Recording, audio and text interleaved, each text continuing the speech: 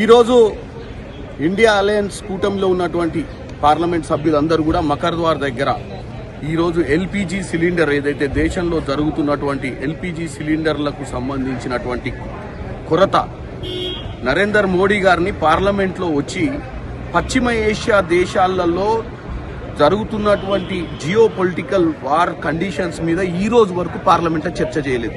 ఈరోజు ఈ సమస్య వచ్చింది, ఈ సమస్య గురించి కూడా మాట్లాడతలేరు. ఇవాళ వాళ్ళను నరేంద్ర మోడీ గారిని వచ్చి ఈ సమస్య గురించి మాట్లాడాలని, ఎందుకంటే ఈ 18వ లోక్సభలో ఏ రోజు కూడా వాస్తవాలు మాట్లాడనీయకుండా ప్రతిపక్షాల నోర్లు మూయించారు.